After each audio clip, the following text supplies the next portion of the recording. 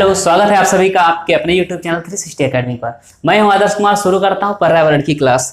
तो उसमें पर्यावरण में हम लोगों ने देखो, इसके पहले हम लोगों ने पर्यावरण की नहीं है। हम लोग कर रहे हैं सीटेट और बीएड एंट्रेंस वाले जो क्वेश्चन बनते हैं इस प्रकार से जो भी हैं, तो मुख्य रूप से तो यही हम लोग देख रहे हैं सीटेट का, ठीक है। और साथ साथ में जो आपका बनेगा वो बीएड के हम लोग देखते रहेंगे, साथ में बीएड एंट्रेंस में जो बनने वाले क्वेश्चन होते हैं, ठीक। तो मैथ का हमने करा दिया है। मैथ वाला आपने अगर नहीं देखा तो लिंक डिस्क्रिप्शन में जाकर पढ़ लो और पढ़ लो, वरना समस्याएं तो हैं ही। और समस्या तो कन्याओं के लिए है, शादी आदि हो जाएगी तो फिर मुसीबत, फिर पढ़ना वरना छूट जाएगा। इससे तो इस भले पढ़ाई हो जाए। और हाँ, मैरिड दीदियों आपके लिए, आप पढ़ लो तो कम से कम मैम जी और मिस जी बोली जाओगी, वरना फलाने की वाइफ के नाम से संबोधित होगा आपका जीवन पूरा। चलिए पढ़ते हैं आगे, है ना। और बाकी पुरुषों के लिए क्या कहें, पुरुष प्रधान देश है, आप मजदूरी भी कर लोगे तब भी चल जाएगा आपका काम, ठीक है। चलिए पर्यावरण बढ़ते भैया, तो पर्यावरण में आप सवाल पढ़ते चलिएगा, हम लोग इस पर थोड़ा डिस्कस कर लेंगे। पहला सवाल आपका है, भारोत्तोलक प्रायः ज्यादा मांसपेशियां और बॉडी मास बनाने की आवश्यकता होती है। इस उद्देश्य के लिए उन्हें ऐसा आहार लेने की आवश्यकता है जो ...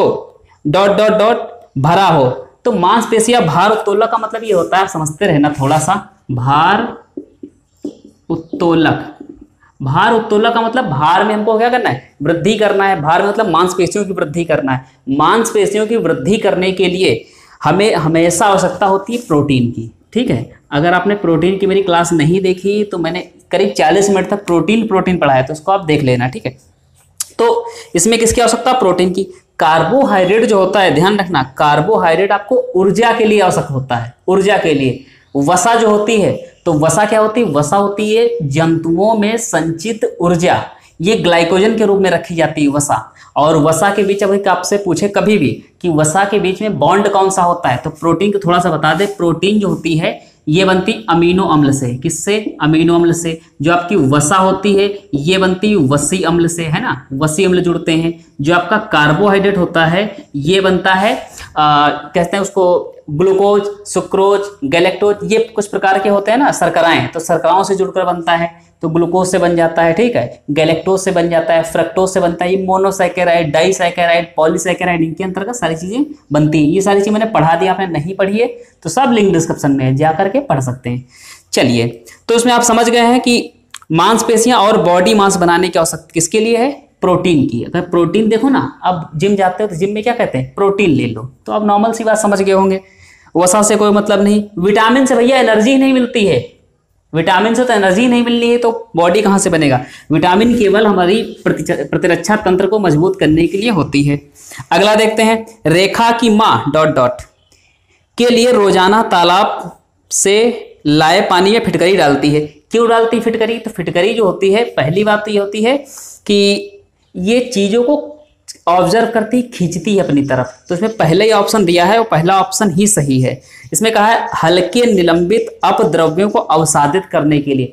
हल्के निलंबित कैसे आपने सुना होगा, मैंने ये आपको पढ़ाया है कभी ऑफलाइन क्लासों में, अगर आप मेरे रहे हो तो उसमें मैंने बताया आपको SPM, सस्पेंडेड पार्टिकुलेट मैटर, मतलब होता है इसका मतलब निलंबित कण पदार्थ। ये आपने अभी हाल ही में सुना होगा, PM सुना होगा, PM 2.5, ठीक।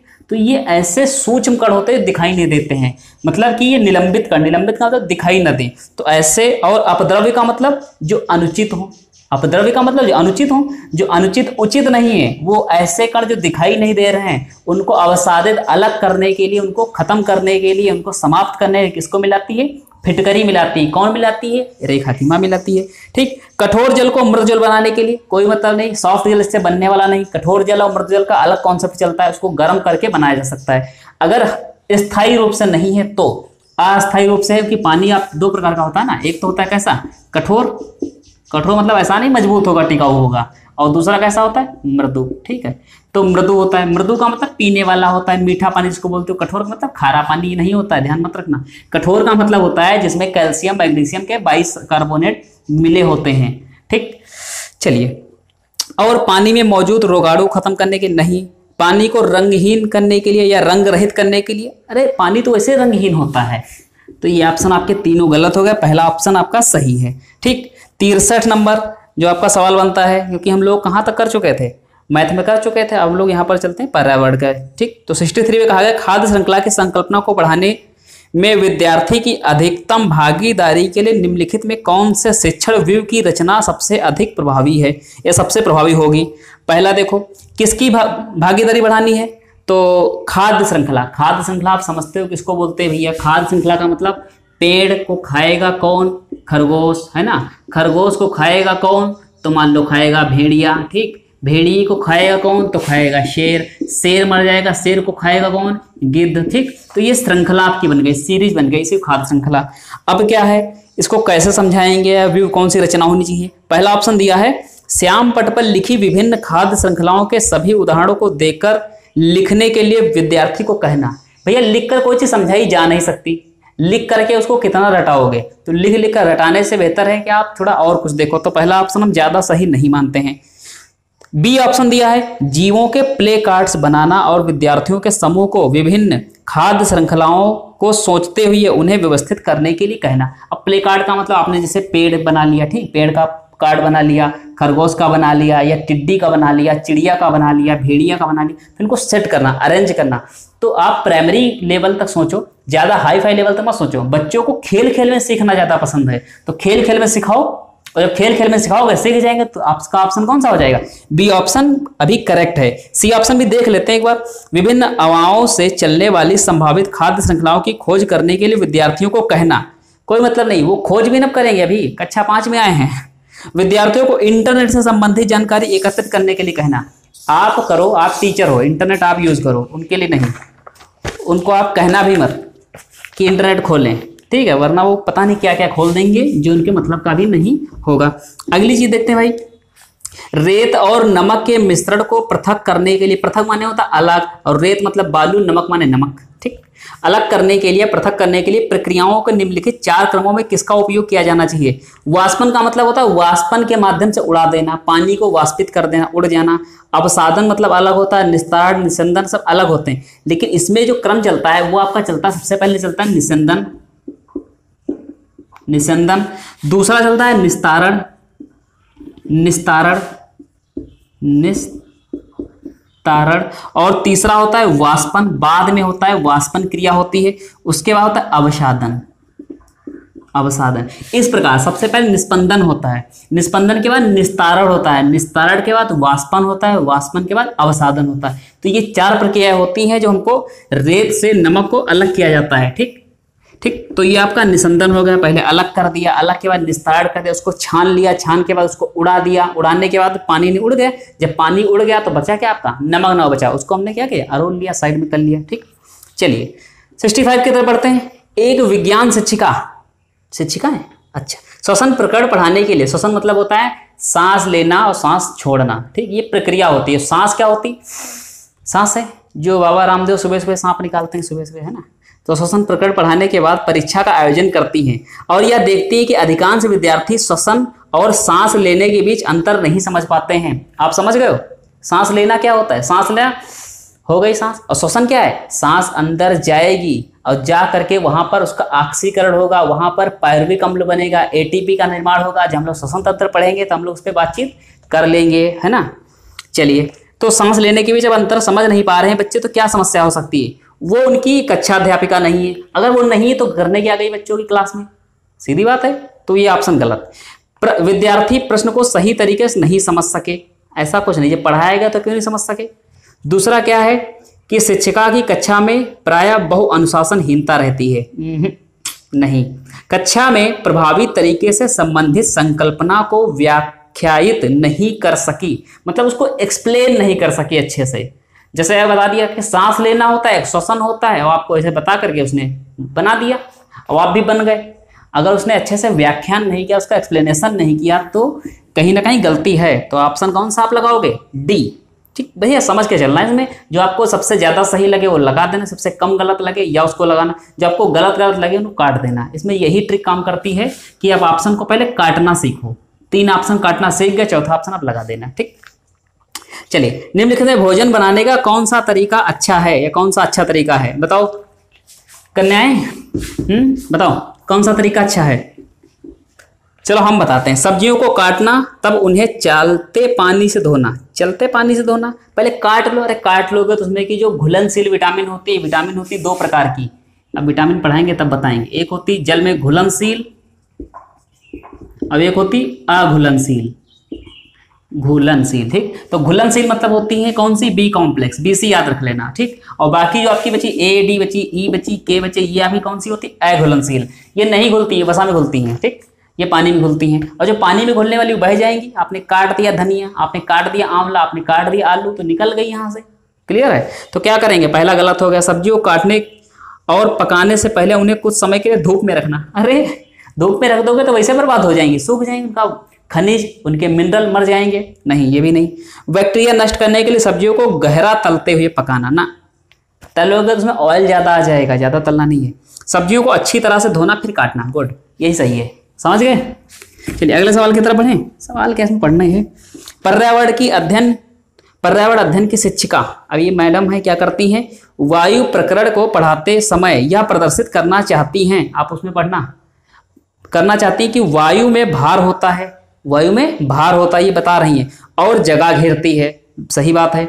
उसकी सहयोगी इस उद्देश्य के लिए निम्नलिखित में 4 भिन्न गतिविधियां सुझाते हैं। अब क्या क्या है? तो पहला इसमें है खाली उल्टा बीकर। बीकर क्या होता है? जो परखनली टाइप की होती है। खाली उल्टा बीकर पानी के सतह के ऊपर रखें और उसे नीचे धकेलें। अब ऐसे ना समझ पाओ तो ये बाल्टी ले लो भैया। अब ये बाल्टी में हमने डाल दिया है, एक गिलास लिया, एक गिलास। अब गिलास को हमने उल्टा करके इसमें डाल दिया। जब डालोगे तो गिलास अभी खाली है, अब क्या आपको दिख रहा है? इसमें क्या भरी है? आपकी हवा भरी है। अब ये घाव नहीं, हवा भरी है, ठीक। अब हवा भरी गिलास जब है यहाँ पर जाएगी, तो यहाँ पर जब ग्लास आप धक्का दोगे, धक्का देने का मतलब वायु जो है ये स्थान भी घेरे हुई है। देखो यहाँ जब ऐसे इस प्रकार से ग्लास रहेगा तो स्थान भी घेरे हुई है वायु, और भार है, क्योंकि तभी तो आपको फोर्स लग रहा है, तभी तो आपको दाब लगाना पड़ रहा है। जल्दी से पानी नहीं आएगा या पानी में नहीं डूबेगा ग्लास। क्लियर हो रहा है सारी चीजें? चलिए, तो अभी क्या बताया आगे? और बताया स्ट्रॉ के माध्यम से जूस को खींचना। ये मतलब नहीं, स्ट्रॉ के माध्यम जूस को खींचना, इसमें आप भार ना एहसास लगा पाओगे। नाप क्या है? उसकी जो स्थान घेरने वाली क्षमता, उस चीज को आप समझ नहीं पाओगे। नहीं।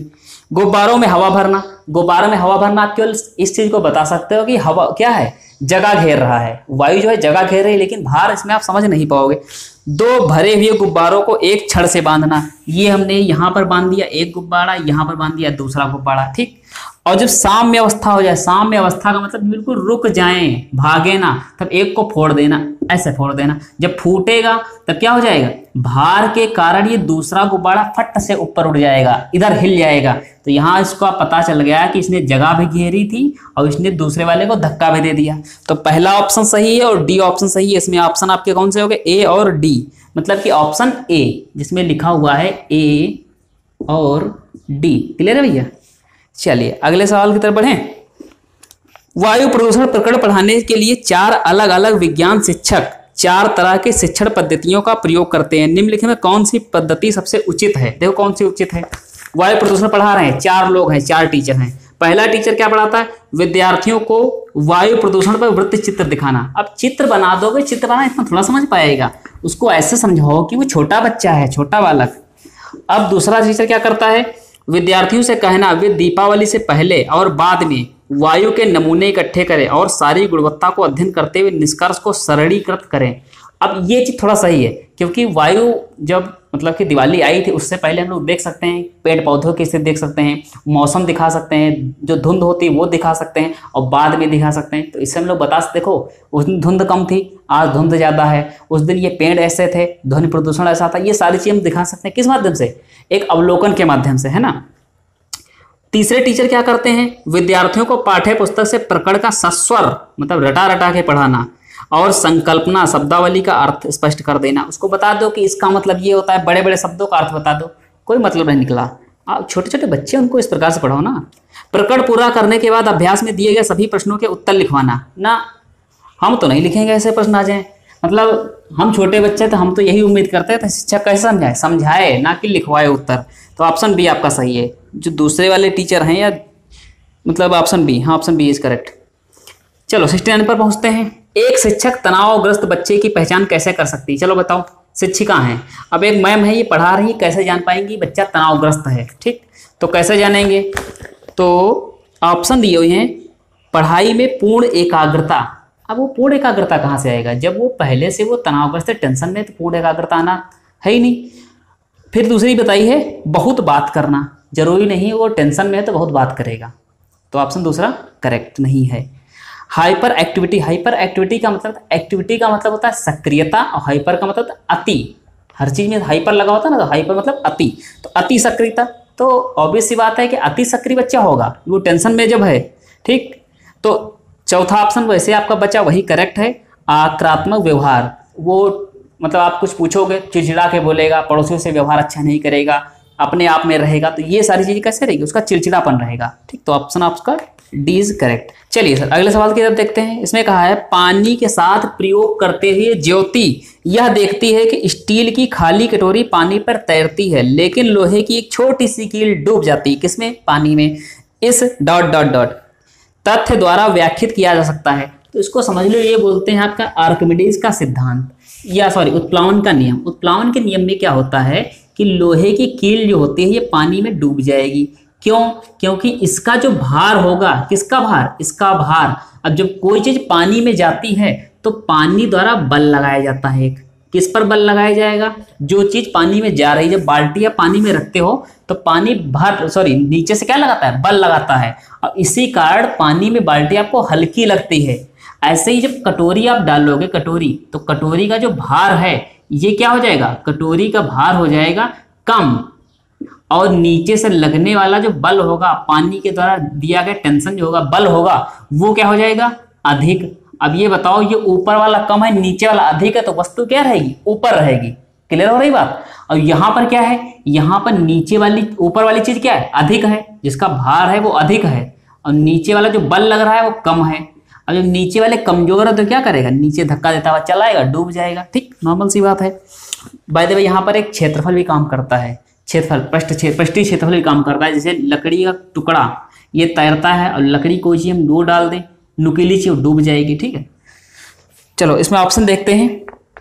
स्टील की कटोरी पर लगने वाला बल उसके भार की तुलना में ज्यादा है, सही बात है, ठीक। जबकि लोहे की कील पर लगने वाला बल, जो लोहे की कील पर लगने वाला नीचे से बल, उसकी भार की तुलना में क्या है, कम है। जो नीचे बल लग रहा है वो कम है, यहाँ बल क्या है, वो अधिक है। तो ऑप्शन आपका यही सही है। कॉन्सेप्ट अगर समझ गए हो, और कोई पढ़ने की आवश्यकता भी नहीं है, ठीक। 71 में कहा है जीवन प्रक्रियाओं का कौन सा युग पेड़ पौधों और जीव जंतुओं द्वारा मिलता है। इसमें मैचिंग बता रहा है, इसमें मैचिंग सीधा सा कुछ नहीं, ऑप्शन दिया हुआ सी, ऑप्शन देख लो। वृद्धि और प्रजनन ये दोनों में होता है, वृद्धि भी होती है पेड़ों में, मानवों में वृद्धि होती है, जंतुओं में वृद्धि होती है, प्रजनन दोनों में होता है, ठीक। इसमें अंकुरण दिया है, तो अंकुरण क्या मानव कभी करते हैं, नहीं करते हैं, ठीक। और ऑप्शन इसमें दिया है आपका पहला ऑप्शन प्रजनन, तो प्रजनन वाली बात हो जाती है, कहीं ना कहीं भोजन बनाना, जंतु बनाते हैं, जीव जंतु बनाते हैं। ऑप्शन आपका कौन सा रहेगा इसमें, ऑप्शन आपका अगर सबसे सही ऑप्शन देखें तो सी ऑप्शन है। वृद्धि कहाँ होती है, पौधों में भी होती है, और वृद्धि जीव जंतुओं भी होती है, प्रजनन दोनों करते हैं। तो ये चीज क्या है आपकी कॉमन हो गई। चलिए 72 पर, अंजलि की सहेली दांतों से क्षय से बचने के लिए, दांतों में क्षय से बचने के लिए निम्नलिखित 4 तरीके बताती है। और कौन से 4 तरीके, देखे कौन सा सही है। तो सहेली है इनकी, देखो सहेली क्या बता देती हैं। पहली चीज बताई इन्होंने कि भैया आप दिन में 2 बार ब्रश करो, क्या करो, ब्रश। तो पहली चीज हमें सही लगता है, चलो ब्रश करना अच्छी बात है। फिर दूसरा होता है एनिमल कम ना हो इसके लिए ब्रेसेज पहने। एनिमल का मतलब होता है जो दांत होता है आपका, ये जो दांत होता है ये इस प्रकार से, तो दांत पर होती है परत, जो व्हाइट कलर की परत होती है उसको बोलते हैं एनिमल की परत, ठीक है। एनिमल जानवर नहीं है, एनिमल की परत। ये एनिमल की परत जो है ये सबसे कठोर पदार्थ होती है प्राकृतिक रूप से, ये भी ध्यान रखना। प्राकृतिक जो सबसे कठोर भाग है मानव में, ये कौन सा होता है, एनिमल, ठीक है। तो यही व्हाइट कलर की होती है, यही घिसने लगती है, खट्टी वट्टी चीजें खाते हैं या उल्टी सीधी चीजें खाते हैं, ठीक है। तो यही क्षय होने लगती है, इसीलिए दांत आपके क्या होते हैं, घिस जाते हैं। तो यही एनिमल की परत घिसने लगती है। तो पहली चीज क्या है, दिन में 2 बार ब्रश करना, तो क्षय से बच जाओगे, घटने से बच जाओगे, पहला सही है। दूसरा क्या बताया है, कम ना होने की ब्रेसेस पहनना। तो ब्रेसेस मतलब दांत पे वो चढ़ाना घोड़े की तरीके से, चांदी के वायर कवर पहन लेना, ये कहीं ना कहीं सही नहीं है, तो ये आप कर भी नहीं पाओगे पट्टा पहन के। तीसरी बताया है मिठाई, चॉकलेट्स, कार्बन डाइऑक्साइड युक्त पेय पदार्थ। कार्बन डाइऑक्साइड युक्त मतलब ड्यू होती है आपकी है, और आपकी जो क्या होती है कोल्ड ड्रिंक, थम्स अप, ये सारी चीज़ें कार्बन डाइऑक्साइड में कंप्रेस करके डाला जाता है और यही आप पीते हो, तो ये नुकसानदायक होता है। चॉकलेट्स, मिठाई, ये भी क्या करेगी, आपके दांतों को खराब करेंगी। इसे आता नहीं ऐड है कि वो कोलगेट वाला चॉकलेट नहीं मम्मा मारेगी, पेप्सोडेंट, ठीक। मिठाई मीठा नहीं, तो ये नुकसान करेगा। फिर चौथा ऑप्शन बताया है हर खाने के बाद कुल्ला करें, तो खाना जब भी आप खाओ तो कुल्ला कर लो, ये आदत सही है। अगर आप कोई चीज़ खाते हो खट्टा मीठा नमकीन, तो कुल्ला करने की आदत है आपकी, तो वो चीज़ जमेगी नहीं, जमेगी नहीं तो सड़ेगी नहीं, सड़ेगी नहीं तो आपका एनिमल जो है वो सुरक्षित रहेगा। तो पहला ऑप्शन सही है, तीसरा ऑप्शन सही है और डी ऑप्शन, तो सी डी ए ये ऑप्शन आपके क्या है, ये सही, इनको अनुपालन कर सकते हो। तो इसमें ऑप्शन कौन सा आपका ए का मतलब सी डी ए, ठीक है। चलिए 73 नंबर सवाल में कहा है आपका, डायग्राम दिया, हम डायग्राम बना दें आपका थोड़ा सा। ये दिया है जमीन पर रहने वाले हैं, जमीन पर रहने वाले इनको क्या बोलते हैं, जो थल पर रहने वाले होते हैं। ये पानी में, ये जल में रहने वाले हैं, ये थल में रहने वाले हैं, ठीक है। कहे जमीन पर रहने वाले जीव जंतु। फिर ये हैं, ये अंडा देने वाले हैं, अंडे देने वाले। और ये बीच में जो आपका उभयनिष्ठ भाग होगा, ये उभयनिष्ठ मतलब इसमें जल भी आ जाएगा, इसमें कौन सा आ जाएगा, इसमें थल भी आ जाएगा और इसमें आपका अंडा देने वाले आ जाएंगे। तो इसमें कौन कौन सी है, ईल मछली होती है, तो ये जल में रहेगी लेकिन थल में नहीं रह पाएगी, तो ये ऑप्शन गलत। शार्क, ये भी मछली है, ये जल में रहेगी लेकिन यहाँ नहीं रह पाएगी। मछली, ये भी जल में रहेगी लेकिन थल में नहीं रह पाएगी। मगरमच्छ जल में भी रह लेगा, थल में भी रह लेगा और कहाँ का हर जगह रह लेगा, ठीक। तो ये ऑप्शन कौन सा आपका हो गया, डी ऑप्शन, क्योंकि मगरमच्छ कैसा होता है, उभयचर होता है। उभयचर और कौन होते हैं, उभयचर का मतलब जो दोनों जगह रह ले, जल में रह ले, थल में रह ले। मेढक होता है, कछुआ होता है, मगरमच्छ होता है, ये सारे कहाँ रह लेते हैं, उभयचर प्राणी होते हैं। 74 में कहा है ... मछली घर के लिए एक्वेरियम, उसको बोलते हैं एक्वेरियम से मछली रखी जाती हैं।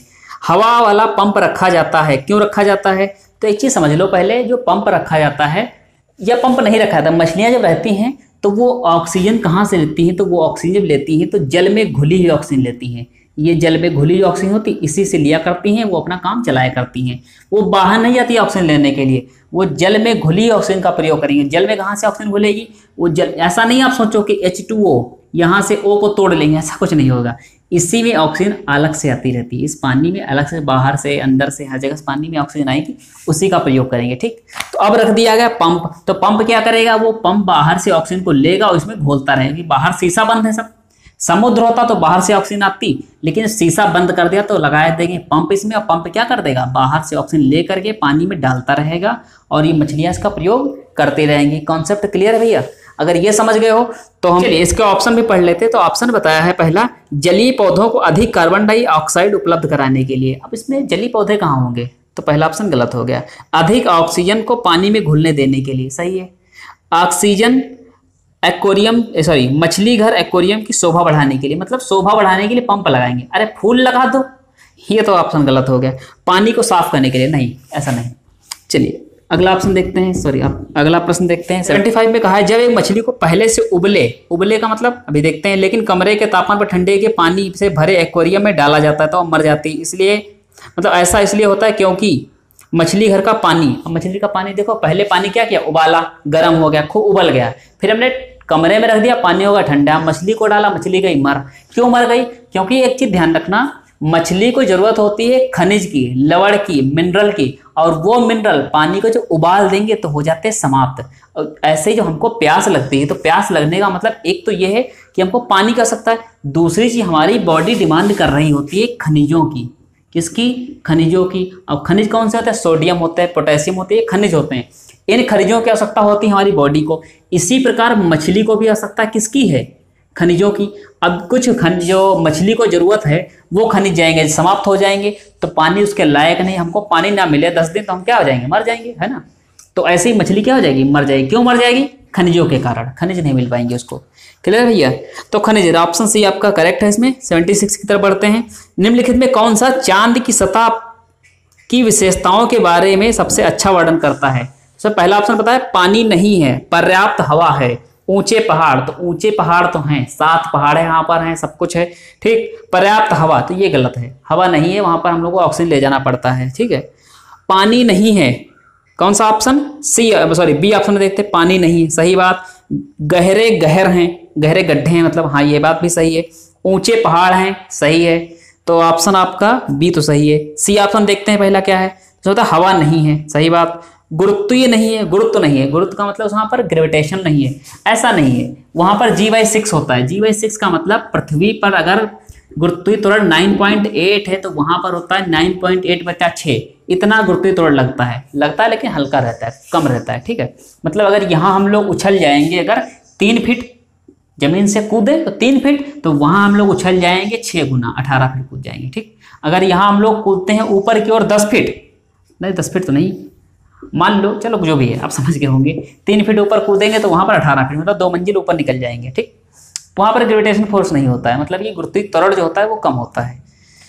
ऐसा नहीं ये होता है नहीं है, होता है नहीं होता है। पानी नहीं है, ये बात भी सही है, लेकिन फिर ऑप्शन गलत कर दिया, गुरुत्व नहीं है, तो गुरुत्व नहीं है ऐसा नहीं हो सकता, गुरुत्व है वहां पर, ठीक। तो सी ऑप्शन गलत हो गया। डी ऑप्शन भी बता दिया है गुरुत्व नहीं है, तो ये भी गलत हो गया, ठीक।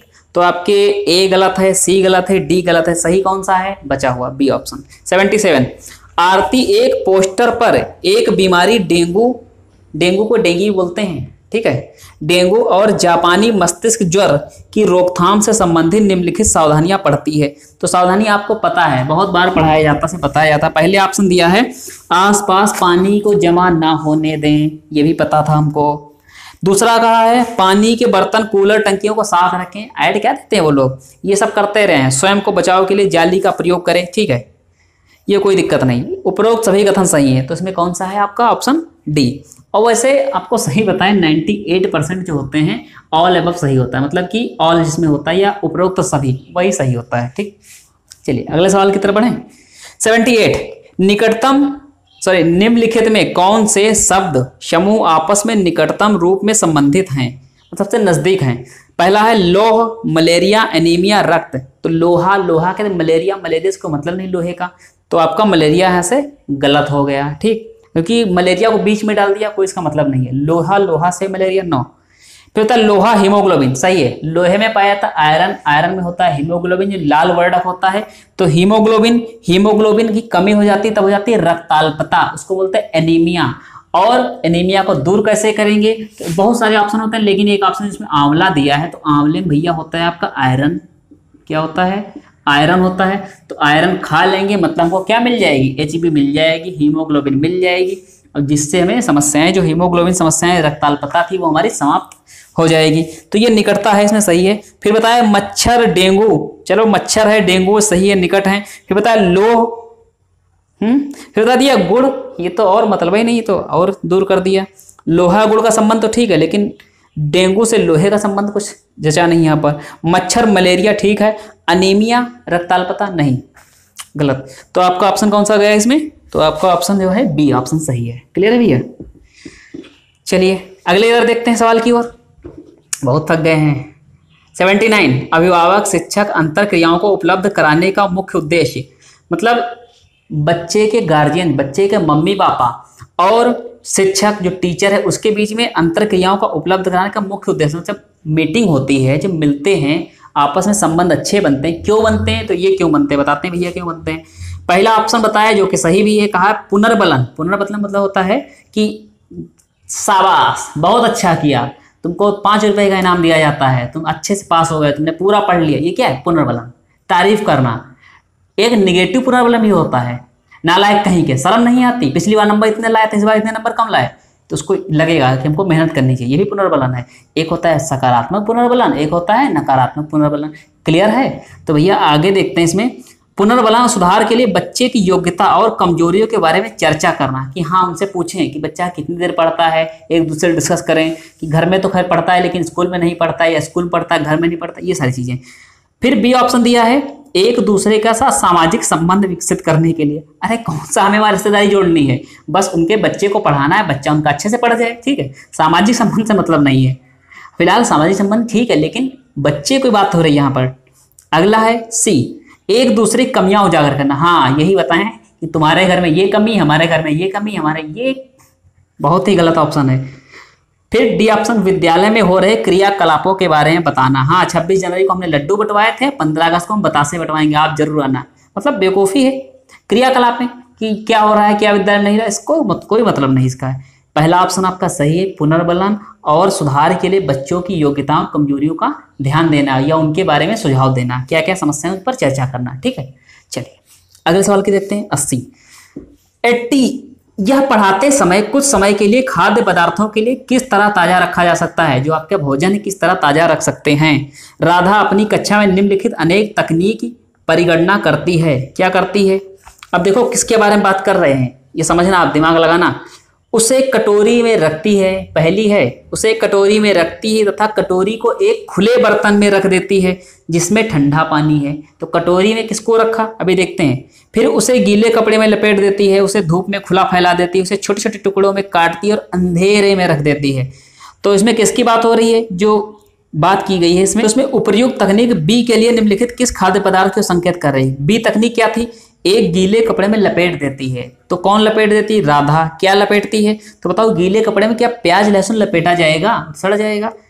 फिर कहा है ऑप्शन बी हरा धनिया, क्या लपेट सकते हो, हाँ उसको तो लपेट सकते हैं। फिर काजू बर्फी लपेटोगे गीले पानी में, गीले कपड़े में। पके हुए चावल, अरे कुछ नहीं, हरा धनिया होगा। ठीक है, ऑप्शन आपका बी। होम साइंस वाले सवाल हैं। चलिए अगला देखते हैं। 81 कक्षा 5 विद्यार्थियों को घर्षण प्रकरण पढ़ाते हैं। कक्षा 5 के विद्यार्थियों को, अब जो भी पढ़ा रहा हो, समय शिक्षिका यह समझाने के लिए अनेक उदाहरण देती है कि घर्षण हमारे लिए कई तरीके से उपयोगी है। उसके द्वारा दिए गए निम्नलिखित उदाहरणों में कौन सा गलत है, गलत ऑप्शन आपको निकालना है। तो घर्षण पहले समझ लो, घर्षण क्या होता है। घर्षण का मतलब होता है भैया आपका कि कोई चीज हम रखते हैं, ठीक है, तो वो जब खींचते तो बीच में क्या होता है, खुरदरापन, वो जो रोकता है वस्तु को। जब किसी को खींचने से आप किसी चिकनी वस्तु को, सॉरी किसी चिकनी जगह, मान लो ये है मार्कर है, ठीक है, कहाँ पर रगड़ रहे हैं, इस पर रगड़ रहे हैं, तो ये देखो स्मूथ चल रहा है, ये हाथ हमारा स्मूथ चल रहा है। अगर यहाँ पर कोई खुरदरी चीज होती तो हमारे हाथ को रोकती हुई चलती, जैसे मान लो ऐसा ऐसा कोई चीज होता और जिस पर चलते तो हाथ क्या करता, रुकता चलता। तो ये घर्षण बना रहा है, क्या हो रहा है, ये दरारें जो घर्षण पैदा कर रही हैं रोकने के लिए। तो ये घर्षण है। घर्षण किसी चीज को रोकने के लिए क्या करता है। और स्मूथ क्या होता है, चिकनापन। और घर्षण मतलब खुरदरापन। खुरदरापन जैसे आप समझ लो कि किसी, इस पर कोई टुकड़ा रखें, इस पर रगड़ें, ठीक, और किसको रगड़ें, मान लो इस बोतल को रगड़ें, आराम से चल रही, ठीक, इसी बोतल को हम एक ऐसी जगह पर रगड़ें, मतलब खड़ंजा जिसको बोलते हैं, वहां पर रगड़े के इतनी प्यार से चलेगी ये। तो यहाँ पर क्या है, यहाँ इस तल और इस तल के बीच में जो घर्षण बल बन रहा है, इसके द्वारा जो चिकनापन है उनके द्वारा जो बन रहा है वो यहाँ पर कम है। घर्षण बल का मान यहाँ पर कम है। और जब किसी खड़ंजे पर रगड़ेंगे वस्तु को तो घर्षण बल का मान क्या हो जाएगा, अधिक हो जाएगा। तो वस्तु धीमे धीमे चलेगी। क्लियर भैया। चलिए, और बाकी घर्षण तो बहुत बारीकी से पढ़ने वाला है, फिर आपको पढ़ा देंगे सारी चीजें। स्थैतिक घर्षण होता है आपका, क्या बोलते हैं उसको, लोटनकार बोलते हैं ना, सर्पीला घर्षण, कई सारे घर्षण होते हैं। मेन चीज देखते हैं जो इसमें पूछी गई है, हमारे जूतों और जमीन के बीच होने वाला घर्षण के कारण हम चल पाते हैं। सही बात है, क्योंकि जूते जब रखते हैं हम, अगर मान लो एक फर्श हो, एक टाइल वाली फर्श हो, उस पर हम मोबियाल डालते हैं खूब चिकना चिकना, अब जूते रखकर चलो, क्या चल पाओगे, फटाक से नीचे गिरोगे। जब नीचे गिर जाओगे कि जूतों के बीच में ये जो जूते की सतह होगी वहां पर क्या जाएगा, मोबियाल भर जाएगा, यहाँ पर कोई घर्षण नहीं होगा। जब कोई घर्षण नहीं होगा तो आप चल नहीं पाओगे। लेकिन जब किसी रोड पर चलोगे तो वहां पर सतह कैसी होगी, थोड़ी सी खुरदरी होगी। जब खुरदरी होगी तो जूते पकड़ पाएंगे, अच्छी पकड़ बनाकर चल पाएंगे। क्लियर है। तो पहला ऑप्शन सही है। दूसरे ऑप्शन में कहा ऊर्ध्वाधर रूप से फेंकी, ऊर्ध्वा मतलब ऊपर, ऊपर की ओर फेंकी गई वस्तु घर्षण के कारण हमेशा वापस आती है। ऐसा कुछ नहीं, ऊपर फेंकोगे नीचे आएगी, गुरुत्वाकर्षण का आएगी। गुरुत्वाकर्षण जो न्यूटन चाचा को मिला था सेब, ठीक, जो ऊपर से पेड़ से गिरा था, तो ये गुरुत्वाकर्षण कारक था। ऊपर से नीचे कोई वस्तु आती है तो गुरुत्वाकर्षण कारण। तो ये ऑप्शन गलत हो गया। ब्रेक लगाने पर वाहन रुक जाता है। सही बात, पहिए के बीच में और जो उसके बीच में सॉफ्ट होती है पकड़ने वाली पहिए को, तो वो पकड़ लेती है, दबा देती है और पहिया क्या होता है, रुक जाता है। उसके बीच में घर्षण बल काम करता है। ठीक, तो ये बात भी सही है। डी ऑप्शन, पेंसिल की नोक पेपर के बीच होने वाला घर्षण कारण हम लिख पाते हैं। सही बात है, क्योंकि अगर देखो ये समझो इस चीज को थोड़ा सा, ये जो हमारा बोर्ड है, बोर्ड, तो बोर्ड के बीच में इंक थोड़ा कम लगे, लेकिन देखना ये जो इसमें हल्की, इसको हम जूम करेंगे, जो इस स्लाइड को जूम करेंगे तो इसमें छोटे छोटे छोटे छोटे बहुत छोटे छोटे महीन कण होंगे। तो उसी के बीच में मेरी इंक भर रही है, ये इंक जो है उसी के बीच में भर रही है। अगर कण ना होते कुछ भी तो ये इंक नहीं भरती और चल नहीं पाता। तो घर्षण के कारण ही हम लिख पा रहे हैं। समझ पा रहे हो। जैसे कोई खुरदरा बोर्ड ले ले तो उस पर ज्यादा इंक लेगा। क्यों ज्यादा इंक लगेगी, क्योंकि वहां पर हर खाने में, हर खांचे में इंक भरती जा रही है पूर्ण रूप से। समझ पा रहे हो। चलो इतना डिटेल में बता रहे हैं, अब तो समझ जाओ। अगला तो ऑप्शन कौन सा गलत हो गया? बी ऑप्शन गलत है। 82 बड़े बड़े शहर, तो बड़े बड़े शहर सड़कों पर भारी संख्या में वाहनों के कारण पर्यावरण प्रदूषण की समस्या का सामना कर रहे हैं। बड़े बड़े शहर क्या कर रहे हैं? पर्यावरण प्रदूषण का सामना कर रहे हैं और वाहनों की समस्या का। पर्यावरण संरक्षण के लिए शहर के लोग व्यक्तिगत रूप से मतलब पर्सनल रूप से डॉट डॉट डॉट के माध्यम में अपना सहयोग दे। कौन से माध्यम में? तो पहला ऑप्शन दिया है आने जाने के लिए सर्वाधिक मतलब अधिकतर यातायात व्यवस्था का प्रयोग करें। यातायात मतलब जैसे हम लोग को सीतापुर जाना है, जैसे हम लोग लखनऊ जाना है, दिल्ली जाना है, नोएडा जाना है, तो हम लोग ज़्यादा से ज़्यादा क्या करें? अपनी 4 व्हीलर अपनी बाइक ये सब ले जाने की बजाय हम ट्रेन या बसों से क्या करें? ट्रेवल करें, यात्रा करें। लेकिन फिर सही है, फिलहाल सही है, ये सही है। अगर केवल पर्यावरण प्रदूषण को देखना है तो यही ऑप्शन ही सही है। ठीक, दूसरा ऑप्शन का है अक्सर घर से बाहर जाने से बचें। ये कोरोना वाली समस्या है, क्योंकि कोरोना वाली जस्ट अपोजिट सारी होंगी जो आपकी लॉकडाउन की स्थिति में। तो जो अगर पर्यावरण प्रदूषण के लिए तो आपका पहला ऑप्शन सही है। घर से आने जाने के लिए बचे, ऐसा कुछ नहीं है। आप कब तक घर में बैठे रहोगे? तीसरा ऑप्शन है व्यक्तिगत वाहन जैसे कार स्कूटर आदि न रखने की सलाह देते हैं। या ऐसा कुछ हो नहीं सकता है कार ना रखो स्कूटर ना खरीदो। व्यक्तिगत रूप से ऐसा व्यक्ति करेगा तो परेशान रहेगा ना। जैसे व्यक्ति को पर्सनली काम निपटाने जाना, इमरजेंसी जाना, तो अपनी स्कूटर उठाए चला गया। अब वो सोचेगा कि बस आए तब हम जाएं, तो ये ऑप्शन गलत है। पहला ऑप्शन ही आपका सही है। चलो डी ऑप्शन पढ़ लें। पर्यावरण सुरक्षित सीमा के लिए व्यक्तिगत वाहन के इंजन को नियमित रूप से जांच करवाने के लिए। अरे कितना तुम इंजन में मोबिल डलवाओगे, इंजन सही कराओगे, ये मैटर नहीं करता है। ठीक, 83 कक्षा 5 का समीर अक्सर समय पर पर्यावरण अध्ययन की शिक्षिका के पास दत्त मतलब घर गृह कार्य, जिसको HW बोलते हो यार, HW। ठीक, HW दत्त कार्य जमा नहीं कराता। इसे निपटाने का सर्वोत्तम सुधारात्मक उपाय हो सकता है। क्या हो सकता है उपाय? तो देखो ऑप्शन पढ़ें। उसमें खेल कूद की कक्षा में जाने से रोकना। ऐसा करोगे तो अगली बार क्लास ही नहीं आएगा, तो ये गलत। दूसरी कही अनियमितता के कारण पता करना और समीर को परामर्श देना। हाँ, ये सही है। पता करो क्यों नहीं होमवर्क कर पाता है, अगर उसकी समस्याएं पता चल जाए तो उस पर सलाह दो कि आप ऐसा कर लो, ऐसा कर लो। ठीक है। तीसरी चीज बताई है उसकी अनियमितता के बारे में अभिभावकों के लिए एक नोट लिखना। कोई मतलब नहीं, नोट आप लिख दोगे, नोट लिखकर जबरदस्ती माँ बाप करा देंगे, लेकिन आप शिक्षिका हो, आप टीचर हो उसकी, तो आपको जानना चाहिए उसकी प्रॉब्लम क्या है। उससे पूछो कि भैया आपने HW क्यों नहीं किया। रोज अगर बताता है कॉपी भूल रहे घर पर तो अलग बात है, तो आप नोट लिखो। लेकिन अगर नहीं कर पा रहा है, टाइम पे टाइम अनियमितता आ रही है, तो उसका कारण जानो। हो सकता है घर में फंक्शन चल रहा हो, कुछ काम चल रहा हो, या बच्चा परेशान हो, ये समझ ना पा रहा हो जो उसको सवाल दिए गए हैं। ठीक, तो ये चीज़ें हैं। चौथा ऑप्शन दिया है इस बात के विषय में प्रधानाचार्य को सूचित करना। क्या फायदा है, बच्चे की जान लेना है क्या? प्रधानाचार्य को सूचित करना, नहीं, ऐसा नहीं करना। ठीक है, जिंदगी का सवाल है, उसके डर से आएगा वो।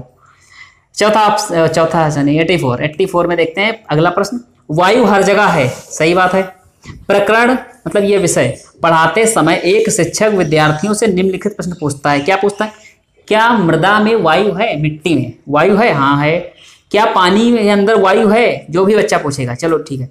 क्या हमारे शरीर में वायु है? क्या हमारी हड्डियों में वायु है? ये प्रश्न पूछ रहा है। उसने वायु पढ़ाई, एयर पढ़ाया, फिर पूछ रहा है, ये सवाल पूछे उसने। ठीक, अब पूछ रहा है आपसे शिक्षक शिक्षार्थियों से या शिक्षक शिक्षार्थियों में निम्नलिखित में कौन सा कौशल विकसित कराने का प्रयास कर रहा है। कौशल मतलब कौन सा कौशल प्रयास कर रहा है, विकसित करेगा। अब कौन सा कौशल देखते हैं। चिंतन कौशल।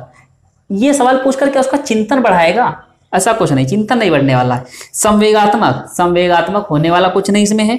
वर्गीकरण, डी ऑप्शन दिया, वर्गीकरण क्लासिफिकेशन। तो क्लासिफिकेशन वाली कोई बात कही इसमें क्या वाला आपको? देखो मृदा में वायु है, पानी के अंदर वायु है, ना तो इसे चिंतन बढ़ने वाला है, ना तो इसमें संवेग होने वाला कहीं से है ना तो इसमें वर्गीकरण कहीं से, क्लासिफिकेशन भी नहीं हो रहा है कि वायु के प्रकार हैं, कि हम हड्डियों के अंदर अलग वायु पूछ रहे हैं, पानी के अंदर अलग वायु पूछ रहे हैं, ऐसा कुछ नहीं है। कौन सा आपसे? अवलोकन। अवलोकन मतलब पता लगाना, हमसे पता लगा रहे हैं, पूछ रहे हैं क्या पानी के अंदर है, क्या आपके टूथपेस्ट में नमक है, तो ये सारी चीज पूछ रहे हैं उससे। ठीक, तो अवलोकन है। 85 5 क्वेश्चन बचे हैं, बस जल्दी निपटा लें। एक कक्षा में औसत से कम वाले 4 विद्यार्थी हैं, उन्हें अन्य विद्यार्थियों का सामान लाने के लिए निम्नलिखित में कौन सी व्यूह रचना सबसे अधिक प्रभावी होगी या सबसे प्रभावी होगी। 4 विद्यार्थी, औसत से कम मतलब अच्छे से पढ़ने में नहीं, ठीक ठाक नहीं, बहुत ज़्यादा कमजोर भी नहीं है और औसत से कम है फिलहाल। पहला देखते हैं क्या सही है तरीका। उनके अधिगम के कमजोर क्षेत्रों की पहचान करना, मतलब सीखने वाले जो उनके क्षेत्र हैं उनकी पहचान करना कि कौन कौन से सब्जेक्ट में कमजोर हैं, किस किस में मन नहीं लगता, क्या क्या सारी चीज़ें उनके आगे समस्याएं आती हैं, और उनके अनुसार सुधारात्मक उपाय उपलब्ध कराना। फिर जैसे हम जान लें कि उसको मैथ में प्रॉब्लम आती है, या हम समझ लें उसको साइंस में प्रॉब्लम आती है, या उसको हिंदी में प्रॉब्लम आती है, ठीक, तो उसको समझ लें, फिर उस पर हम लोग क्या कर सकते हैं, सुधारात्मक कदम उठाएं या उनको अच्छे सलाह दें, ठीक। तो ये सारी चीज़ें होती हैं उनके अनुसार। दूसरा है सुनिश्चित करना वे नियमित रूप से विद्यालय आएँ। अरे तुम कह दोगे, उनको डांट दोगे कल से तुमको रोज आना है, तो रोज आप ही जाएंगे, लेकिन उनको प्रभाव होने वाला है, परिवर्तन होने वाला है कोई? बताओ आप, नहीं होने वाला है। अगली चीज कही इनसे, उन्हें घर पर करने के लिए अतिरिक्त कार्य देना, दत्त कार्य देना, मतलब होमवर्क देना। तुम कितना भी होमवर्क दे दो, बच्चे प्रेशराइज हो जाएंगे, तनावग्रस्त हो जाएंगे, तो ऐसा बिल्कुल नहीं करना है, ठीक है। अगला ऑप्शन डी, उन्हें अगली पंक्ति में बैठाना और उनके काम का लगातार पर्यवेक्षण करना। आगे बैठा दोगे, जब वो समझ ही नहीं पा रहे, तुम आगे बैठा दो या सर पे बैठा लो, कोई फर्क नहीं पड़ने वाला है। जब तक उनकी समस्या नहीं जानोगे, मान लो आप साइंस पढ़ा रहे हो, मान लो आप संस्कृत पढ़ा रहे हो, संस्कृत तो जान ही नहीं पाएंगे माहेश्वर सूत्र किसको कहते हैं, क्या है, तब तक कुछ भी कर लो उनके साथ, उनको समझाओ तो पहले माहेश्वर सूत्र कहाँ से निकले हैं, शिव जी के डमरू से निकले हैं, ये सब किसने बताया था, ये सारी चीज़ आप जब तक बताओगे नहीं, समझाओगे, तब तक कैसे हो पाएगा, बच्चा समझ नहीं पाएगा। क्लियर है ये? चलो 86, एक संतुलित प्रश्न पत्र बनाने के लिए निम्नलिखित चरणों के क्रम में कौन सा सही तरीका है? तो इतने कुछ चरण दिए हैं। सबसे पहला दिया है डिजाइन करना, सही बात है, पहले डिजाइन कर ले कि अति लघुत्तरी, फिर बहुविकल्पी, मतलब बहुविकल्पी, फिर अति लघुत्तरी, फिर लघुत्तरी, इस प्रकार से है ना, फिर विस्तृतरी डिजाइन करना, फिर प्रश्न लिखना, ये भी सही है। लेकिन फिर कहा अंक योजना तैयार करना और ब्लूप्रिंट से मिलान करना, ये चीज कुछ नहीं जमी। तो क्या हुआ इसमें, सबसे पहले तो प्रश्न लिखना भी गलत है एक प्रकार से, ब्लूप्रिंट से मिलान करना, पहले आपने डिजाइन किया, फिर जो प्रिंटर है उससे आपने ब्लूप्रिंट, जो आपकी क्या कहते हैं डिजाइन प्रश्न पत्र, उससे मैच कर लेना। फिर बताया है दूसरा ऑप्शन देते हैं प्रश्न लिखना उसका संपादन का, नहीं, प्रश्न लिखो उसका संपादन कर दो, ऐसा तो हो ही नहीं सकता। फिर सी ऑप्शन, प्रश्न लिखना मतलब ब्लूप्रिंट मतलब रूपरेखा जिसको बोलते हैं, तो रूपरेखा तैयार करना, तो प्रश्न लिखिए आपने, ये गलत है। आप सबसे पहले क्या करो, डिजाइन, फिर उसकी रूपरेखा तैयार करना, ठीक, तो ये भी ऑप्शन गलत है। डी ऑप्शन में क्या है, डिजाइन तैयार करना, हाँ हो गया। ब्लूप्रिंट मतलब रूपरेखा तैयार करना, ये भी हो गया। फिर आपने प्रश्न लिखना स्टार्ट किए, फिर उनका संपादन किए, फिर अंक योजना लिखी, कितने अंक किसमें देने हैं। तो पहला क्यों गलत है, पहला इसलिए गलत है, उसने डिजाइन तैयार किया सही था, फिर उसने प्रश्न लिखा, रूपरेखा पर ध्यान नहीं दिया, रूपरेखा पर उसने लास्ट में ध्यान दिया, इसलिए गलत हो गया। बी ऑप्शन इसलिए गलत हो गया, उसने पहले प्रश्न लिख दिए, ना कोई रूपरेखा से मतलब ना डिजाइन से मतलब। तीसरा ऑप्शन इसलिए गलत हो गया, उसने प्रश्न लिखा रूपरेखा से ना डिजाइन से कोई मतलब नहीं, ठीक है, समझ गए हो भैया। 87 बढ़ते हैं।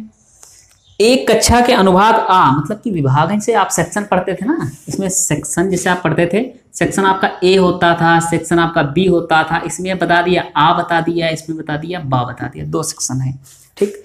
आ को पेट्रोलियम और कोयले के भंडारण के रिक्तीकरण और प्रकरण पढ़ाने के लिए मल्टीमीडिया कैप्सूल का प्रयोग किया गया, मतलब कोयले का भंडारण और पेट्रोलियम इसके बारे में बताने के लिए मल्टीमीडिया, हमने वीडियो चला के दिखा दिया, हमने उसका चित्र बना दिया, स्लाइड पे दिखा दिया, प्रोजेक्टर बता दिया, ये सारी चीज़ हमने पढ़ा दी, ठीक, मतलब उसको सुना करके दिखा करके हर चीज़ तुमने बता दी है। पढ़ाने के लिए मल्टीमीडिया कैप्सूल का प्रयोग किया, जबकि अनुभाग बी ग्रीन बोर्ड पर आरेख बनाते हुए पढ़ाया गया। जो बी सेक्शन वाले उनको केवल चित्र बता दिया कि यहाँ पर ये पहाड़ थे, इनके नीचे कोयला दबा हुआ था, ये पेट्रोलियम था, जीव जंतु थे, जीवाश्म थे, हमने बता दिया और बस हमने छोड़ दिया। फिर रिजल्ट क्या निकल के आया कि विद्यार्थियों ने, जो वर्ग के थे विद्यार्थियों ने एक बेहतर सीमा तक प्रकरण को समझ लिया, मतलब ये लोग अच्छे समझ गए, ये अच्छे से नहीं समझ पाए। क्यों, अब आप बताओ क्यों। पहला ऑप्शन बता रहे हैं बहु उपागम दैनिक जीवन स्थितियों के अधिक नजदीक है, ऐसा कुछ नहीं है, जीवन की स्थितियों के नजदीक है, दैनिक जीवन में कहाँ होगा, वो उनको एक बार में दिखाया गया है, दैनिक जीवन थोड़ा स्थितियों के नजदीक है। फिर बताया बी मल्टीमीडिया सामग्रियों का प्रयोग अपेक्षाकृत अधिक मिथ्यावी है, मतलब गलत है। अच्छा, मतलब अगर हम यूट्यूब से पढ़ा रहे हैं तो ये गलत है, आप सुन रहे हो देख रहे हो तो गलत है। आप अगर चित्र के माध्यम से देख रहे हो कि पहले डायनासोर आए, डायनासोर दब गए, फिर यहाँ से बहुत सारे जीव जंतु आए, दबे, इनका जीवाश्म निकला, ये सारी चीज बता रहे तो गलत थोड़ा ना है, सही है। तो ऑप्शन आपका ये, लेकिन ऑप्शन गलत है। फिर सी ऑप्शन दृश्य श्रव्य सामग्री बेहतर साधारण के लिए सभी इंद्रियों को शामिल करती है। संधारण के लिए मतलब ये बताया है जो श्रव्य देखने वाली सुनने वाली सामग्री जो होती है वो हमारी इंद्रियों को जल्दी अर्जित कर लेती, जल्दी समझ लेती है। अब जैसे हम ही बोल रहे हैं, अगर कोई चीज़ दिखाए से हमने कहा मार्कर लिख दिया, हमने कहा मार्कर, आप समझ गए, मार्कर देख भी लिया समझ गए, तो आप समझ गए मार्कर कैसा है। आपके लिए पहली बार तो यही बना, मार्कर व्हाइट होता है, नीला होता है, आगे ब्लैक चलता है, ठीक। तो ये चीज़ होती है श्रव्य दृश्य सामग्री। ग्रीन बोर्ड एक अच्छी दृश्य सामग्री नहीं है, ऐसा कुछ नहीं है। ग्रीन बोर्ड भी अच्छी दृश्य सामग्री है, लेकिन वो मल्टीमीडिया कैप्सूल प्रयोग किया है यहाँ पर। तो ऑप्शन कौन सा हो जाएगा आपका? Option C is correct answer, ठीक। तो सी वाला सही हो गया।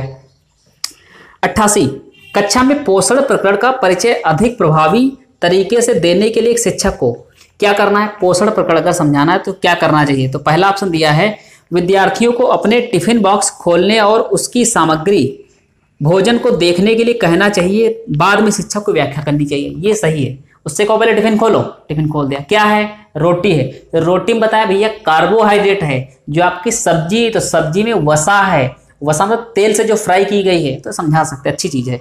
फिर बताया पोषण तत्वों के भरपूर विभिन्न भोजन के उदाहरण देने चाहिए। अरे नहीं, उदाहरण तुम कितने दोगे? तो ये गलत चीज़ है। श्याम पट पर पाचन तंत्र का आरेख बना देना। छोटे बच्चे उनको पाचन तंत्र बना भी दोगे तो क्या मतलब निकलेगा वहाँ से? कितना भी बना दो पाचन तंत्र, लीवर बना दो, स्टमक बना दो, ये यहाँ से आप जो भी बनाना है बना दो, लेकिन कोई मतलब खास निकलने वाला है नहीं, ठीक। क्या बना दिया हमने? बना रहे थे पाचन तंत्र। चलो जब बनेगा भाई तो बनेगा। चलिए, तो कौन सा ऑप्शन आपको लग रहा है सही? पहले ऑप्शन सही है। चलो इस लास्ट वाला देख लेते हैं। मानव दांतों का प्रतिरूप दिखाना। दांत दिखा दो, तो अपने दांत दिखा दो ना, कोई फायदा तो निकलने वाला। तुम उसके दिखा दो, अपने दिखा दो, कुछ नहीं। मतलब प्रतिरूप, उसकी फोटो कॉपी दिखा दो, चित्र बना दो, नहीं। पाचन तंत्र समझाना है, इसमें पोषण समझाना है। पोषण समझाना तो पोषण के लिए चीज देखो जो उसको लाया है घर से बच्चा। नहीं लाया तो अपनी दिखाओ, रोटी दिखाओ अपनी निकाल करके, ठीक। या कोई सी मार्केट से मंगा कर दिखाओ, बिस्किट दिखाओ उसको। 89, शामिल करना। इंगेज, इंगेज माने होता है शामिल, जैसे आप होता है इंगेजमेंट, तो आप शामिल हो जाते हो एक दूसरे के साथ में। दूसरा दिया है खोजबीन। खोजबीन मतलब एक्सप्लोर, एक्सप्लोरल होता है, आपने सुना है ब्राउज में एक्सप्लोरल, तो वो क्या करता है? एक्सप्लोर करता है, सर्चिंग का काम करना होता है, तो वे खोजबीन करना। एक्सप्लेन बहुत जानते हो। एलेबोरेट, एलेबोरेट मतलब होता है, एलाबोरेट मतलब है आपका विस्तार देना। इसमें लिखा भी एलेबोरेट मतलब विस्तार देना, ठीक। ये मुझे कंफर्म नहीं था, ठीक है। मूल्यांकन, इवुलेट, इवुलेट मतलब होता है इवोल्यूशन, आपने सुना होगा ना, तो मूल्यांकन करना।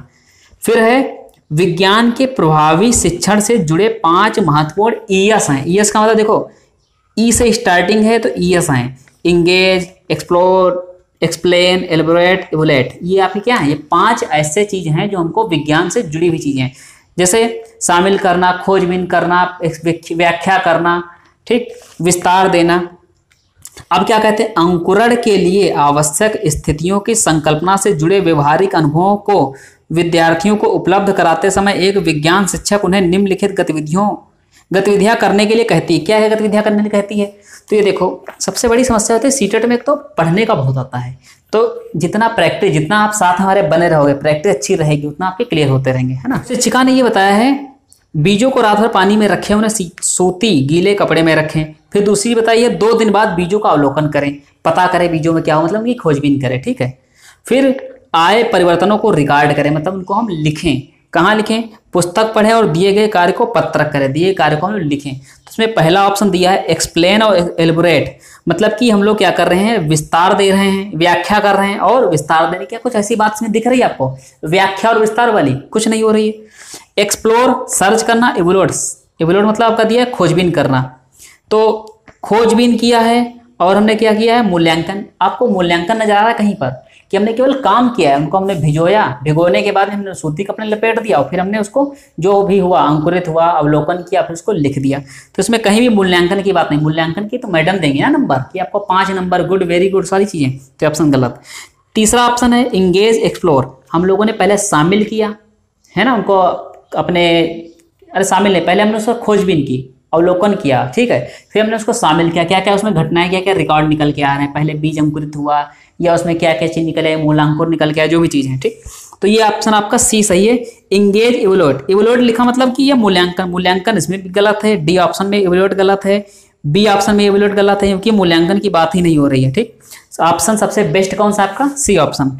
एंड लास्ट क्वेश्चन 90, भारत में समृद्ध वनस्पति जात और प्राणी जात, प्राणी जात मतलब प्राणी जगत, वनस्पति जगत, लंबा लंबा क्यों लिख दिया, के बारे में पढ़ाने के बाद विद्यार्थियों द्वारा प्राथमिक कक्षाओं के विद्यार्थियों को रणथंभौर राष्ट्रीय उद्यान में ले जाया जाता है। यह डॉट डॉट डॉट विद्यार्थियों की सहायता करेगा। रणथंभौर भैया जान लो कहाँ, रणथंभौर आपका राजस्थान में पड़ता है। ठीक, अब क्या हुआ, पहले उनको प्राणी जगत वनस्पति जगत पढ़ाया गया, फिर उनको ले जाएगा राष्ट्रीय उद्यान आपका रणथंभौर में लेकर जाएगा, वहां पर लेकर गए हम लोग। जब लेकर गए तो क्यों लेकर गए, तो पहली चीज बता रहे हैं कक्षीय अधिगम है कि वास्तविक जीवन स्थितियों के साथ जोड़ने के लिए, जो हमने कक्षा में सीखा है उसको अपने व्यवहारिक जीवन में ऐड करने के लिए। सही बात है, जैसे हमने बताया आपको टाइगर का राष्ट्रीय नाम क्या हो, सॉरी आपका जो बायोलॉजिकल नाम क्या होता है, वैज्ञानिक नाम क्या होता है, पैंथेरा टिग्रिस। फिर हमने बताया कि से आपने देखा बरगद, तो बरगद क्या है, हमने बताया हाथी, तो हाथी क्या है, ये सब बताया। हम दिखाने गए, जब दिखाने गए तो व्यक्ति ने अपने आप से जोड़ लिया। ठीक है, तो ये सारी चीज जोड़ लेते हो तो पहला ऑप्शन ही सही है। बी ऑप्शन दिया पर्यावरण संरक्षण के लिए कौशल विकास करना, ऐसा कुछ नहीं है। कौशल विकास करना वहां पर क्या सिखाओगे, वहां पर कौशल किस चीज का दे दोगे आप, बाहरी भ्रमण दोस्तों के साथ मजे लेने के लिए, हाँ यही तो सही है फिलहाल सही नहीं है। भ्रमण करने के लिए मजा लेने की कुछ ऐसी जरूरत है नहीं उसमें। प्रकृति के प्रति सम्मान विकसित करना, अरे सम्मान विकसित करने का थोड़ा जरूरी है, ठीक है करना। ठीक, तो यहाँ तक आपकी पर्यावरण की जो चीजें थी हमने कवर करा दी। हो सकता है क्लास आपकी लंबी हो गई हो, लेकिन पूरी चीजें हमने कवर कराई हैं, एक एक ऑप्शन करके इसमें सारी चीजें मिक्स कर दी हैं। तो अगर आपको क्लास अच्छी लगती है तो आप बताइएगा कमेंट करके, अगली क्लास कौन सी लेकर आनी, मैथ की या एनवायरमेंट की, जो भी आप बताओगे उस प्रकार से हम लेकर आएंगे। वैसे कोशिश रहेगी मैथ की दूसरा सेट आपको करा दिया। ठीक, तो मिलते हैं आपको अगली क्लास में, तब तक के लिए धन्यवाद।